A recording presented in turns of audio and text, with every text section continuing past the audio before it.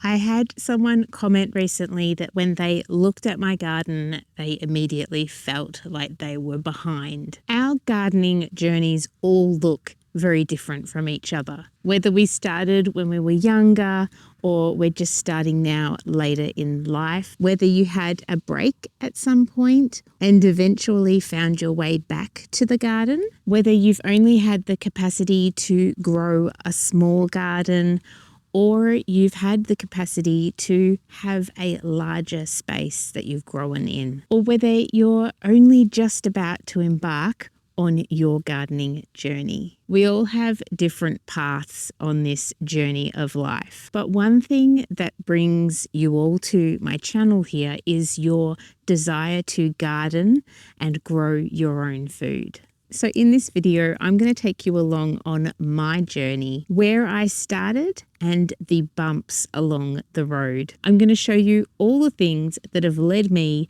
to this flourishing garden here. So let's get into it.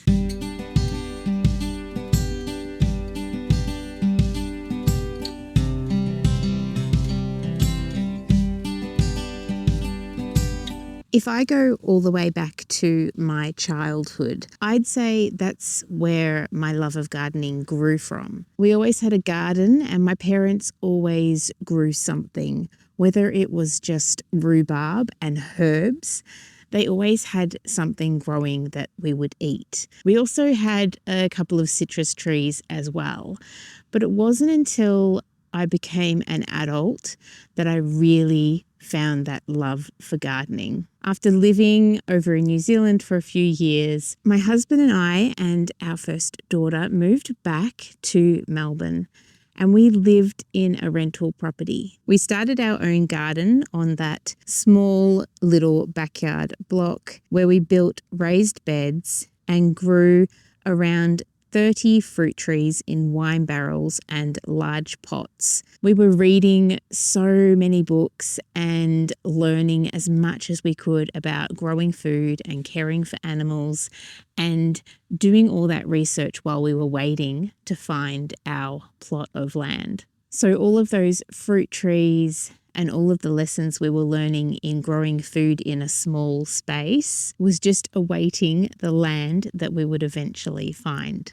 Growing in a small garden in raised beds and pots was a great starter to our journey of growing as much food as we could. We used the leaves falling from the massive plane trees in the street and mulched under a massive fig tree where we grew our pumpkins and other plants. I remember harvesting 70 kilos of pumpkins one year, and it was amazing because it took a couple of years for that soil to be suitable for growing the vegetables. It was hard clay soil, but each autumn we got the leaves that were falling from the streets and we layered it over with compost as well.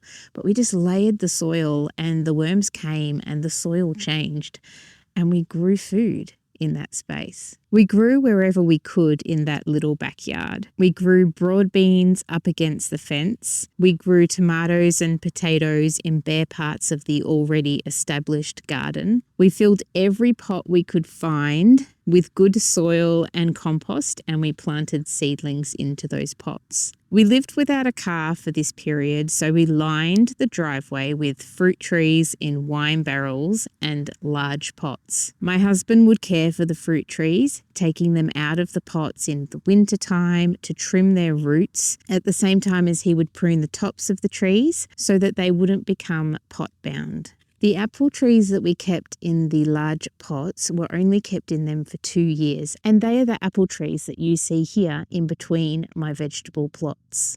But the fruit trees in the wine barrels were in them for over 6 years, and this stunted them. Even when we finally planted them in the ground on our property, they still sat stunted and they haven't grown like the other trees that we've planted after arriving here. Those ones that we've planted have massive, massive trunks, and the ones that we kept in the wine barrels are still the same size as they were when we planted them on this land here. From this knowledge of growing the fruit trees, yes, we did get harvests while we were growing them in wine barrels, but not as much as if you grow them in the ground.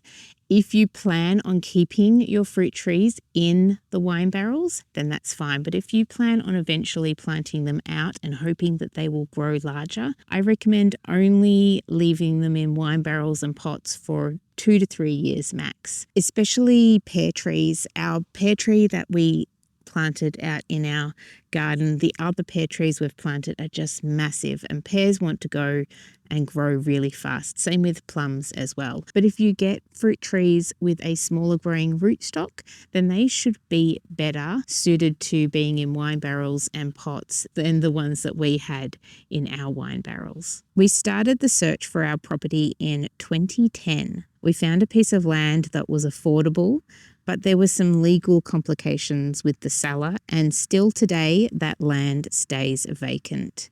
However, it was meant to be, as we saw that the property was in a bit of a flood zone. Eventually, in 2012, we purchased this land here. It was a neglected paddock with a few large gum trees and 2 dams. No one had faith that we would be able to build a house on this property here.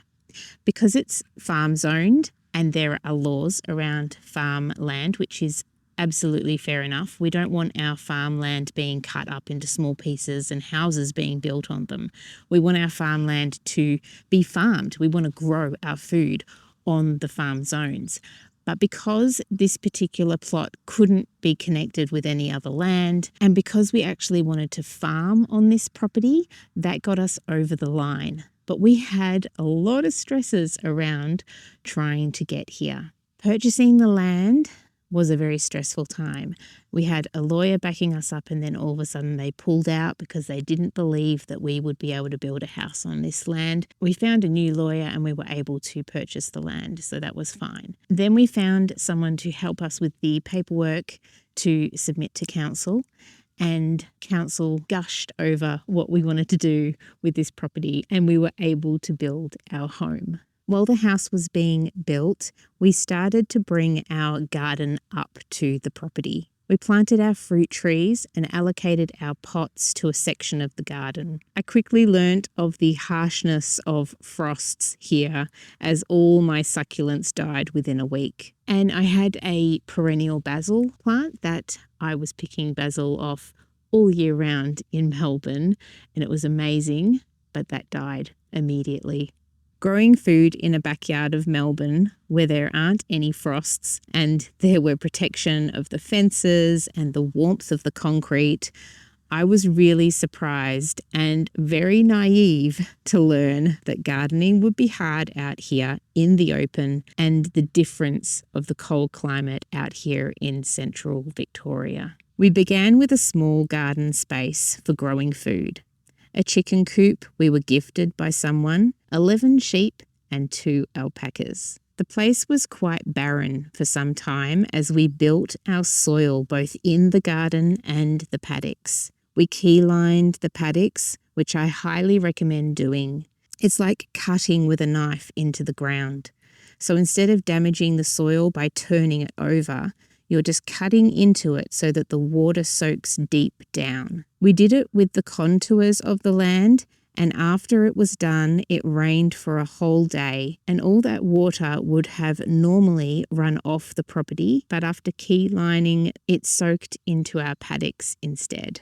We did use a lot of the subsoil from the foundations of our house build on our garden, and this was a little bit of a setback because most of that soil was clay. But we added mushroom compost and manure to each row, and slowly over time the soil built up. And between the end of 2014 to actually receiving a decent harvest in 2016, we saw the soil start to change. In 2018, there was a massive storm that hit our property. We couldn't actually see outside the windows of our house. It was so strong that all we could see was the water on the windows. There was even this fountain of water coming out the keyhole of the front door. It was incredible. This massive storm ripped apart our chicken coop. So while most of the flock that had made it through the storm spent time at friends' properties, we started building our new movable coop. It works reasonably well, but we have plans for a new chicken coop in the future. And I'll probably touch base on that more then and show you the current chicken coop and why it's not really working for us. In 2020, things really took off in my garden as I had more time to dedicate to it by not having to drive my kids here and there in the afternoons. But in the summer of 2021, I had 4 months of vertigo and dizziness, of which now I know, 5 years on, what that's all about and why I still struggle with the dizziness. Hopefully this will be solved soon and I'll never have it again. My garden suffered in this time. I wasn't able to get out into my garden and tend to it like I normally would. It wasn't until 2022 that I really got back into my garden and grew food again properly. And now we're in 2026 and we have grown hundreds and hundreds of kilograms of food on this property. And each year we try to better our achievements from the previous year. It's taken a long time and a lot of effort to get here. And in some ways, we still have so far to go.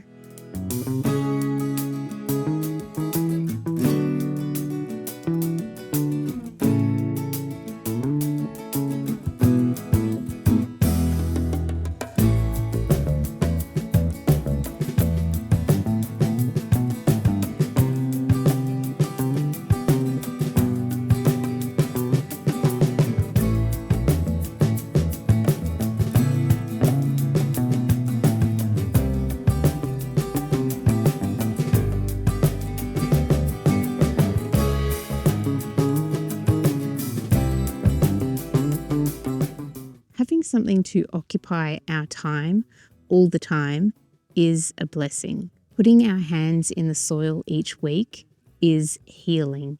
This long journey has been so worth it. And if we had our time again, we would do it all over again.